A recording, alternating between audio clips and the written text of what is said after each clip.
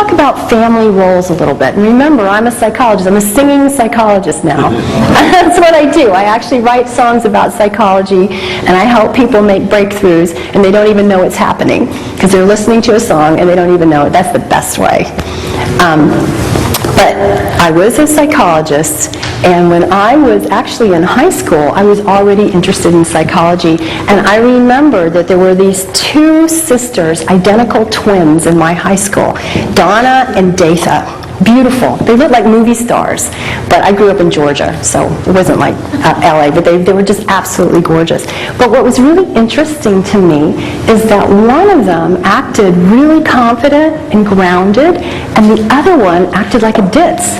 And I could not understand that. So being a budding psychologist, I was always following them around, kind of watching them, trying to understand who they were. And one day, I remember we were getting exams returned to us in class, and I happened to take a peek at the scores that Donna and Datha got on their exams.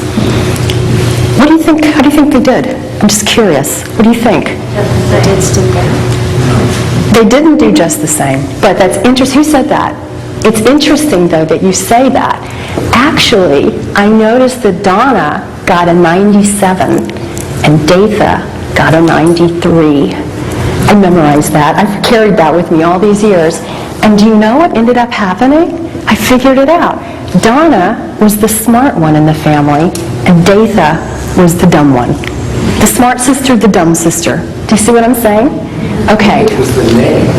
I know, Datha does not give you a strong beginning in life, does it, that name? That's true. And it's interesting because years later, when I started teaching workshops, I ran into the same thing again, over and over. So I'll give you an example. I had a student in his mid-50s again. His name was Bill, and he was a journalist. He wrote for a very good newspaper. But what he wanted to do, because remember, people come to my workshops to try to do something new, to enliven something inside of themselves because they feel a little off or a little, there's just more. And he wanted to become a fiction writer. And that's very, very different from being a journalist because you have to reach inside of an imagination and pull out, all kinds of ideas that aren't necessarily right in front of you. Does that make sense? Yeah. And so it was interesting because he took all these workshops from me and he just wasn't budging. He was not able to write fiction. It was very curious because other people were making breakthroughs and he wasn't.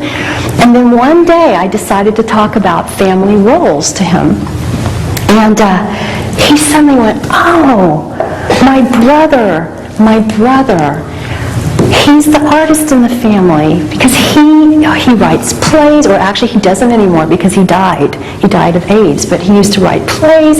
He was a musician. He is the artist in the family. Now notice that his brother wasn't even living anymore, but still, he is the artist in the family, and therefore Bill, what is Bill? He can't be the artist. Now you think that, that's not, it's not that serious, it's not that strong. Oh, yes it is. Oh, yes it is. I've had people take my workshops, for example, I remember once I had a beautiful woman sitting in front of me.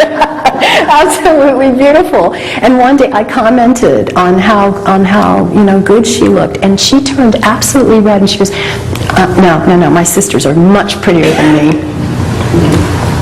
Is this starting to maybe ring some bells with you a little bit? This happens, and then my brother is a physicist, so guess what I'm not good at? Physics. It's really interesting, and these roles stay with us. They're very, very hard to break.